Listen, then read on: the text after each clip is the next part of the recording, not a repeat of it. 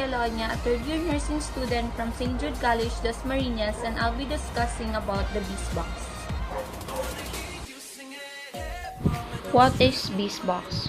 Bizbox is a touchscreen monitor that serves as a convenient tool for the patients. It displays an active list of doctors' availability of rooms in the hospital and the updated patient statement of account for a faster way of processing transactions. We are proud to introduce to you the Bizbox Hospital System 8. This is a fully integrated and comprehensive healthcare solution that will help hospital as well as the personnel with their specific tasks and responsibility to their patients. This system is composed of the following: the Bizbox Hospital Information System, Financial Management System, Materials Management System, Clinic System, and Electronic Medical Record System. Let's start with the Bizbox Hospital Information System and discuss the healthcare business process. This includes the process of the patient's registration, requisition, ancillary services, billing, and cashier. Registration of patient is easy in Patients module, where you can view all the admitted patients that are in the hospital. In addition, you can manage the record of these patients that include their profile and register their details. There's additional features of this system wherein you can top if the name of this patient matches into existing record. That could be an identifying factor if the patient is in the hospital record. The system can also identify if the patient to be admitted absconded, and will post a notification that the patient was unable to settle his account from his last visit in the hospital. There are also different transactions that in the admitting department can perform. First week can relocate a patient from one room to another. We also have access to discharge the patient and readmitted the patient decides to come back to the hospital.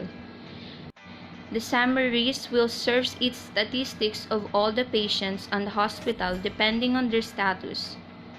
Under nursing services, which is the nursing department, primary access, we can tag the patient's arrival that came from the admitting department for us to be able to get ready for their requests and needs.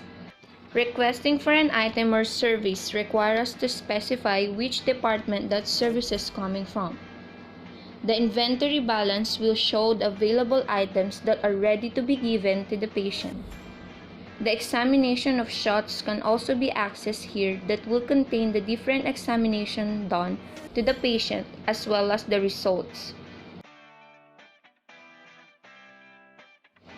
The access of this information will depend on the nurse that is assigned in the station where the patient is. The nurse endorsement sheet will be used as a notification to the nurse that would be next on duty.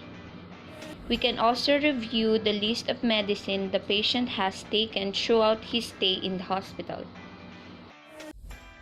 Bizbox is one of the few PhilHealth accredited health information technology providers in the Philippines. It reduces the processing time, resulting in a faster remittance to the health facility and saving you from the long process of claiming PhilHealth benefits. SMS notification for doctors. The doctor will receive a text message containing the patient's profile, including the name and the initial diagnosis before the actual encounter, giving the doctor a quick preview of the patient's concern. If the patient wants to cancel the appointment, the doctor will be notified through SMS. Balance detection for patients with unsettled accounts.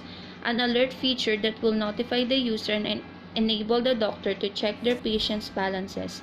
This helps in keeping records of transactions and helps avoid unsettled balancing. This will monitor the patient's financial records prior to readmission. This feature focuses on monitoring and notifying unpaid transactions. Inventory stock on hand display. Medical centers won't be having inventory problems anymore with the help of this feature. The inventory stock on hand display will aid the staff in monitoring their medicinal supplies. This enables the staff to monitor the facility's inventory balance real-time. Last is barcode system. This system is useful tool to manage your patients and inventory at the same time.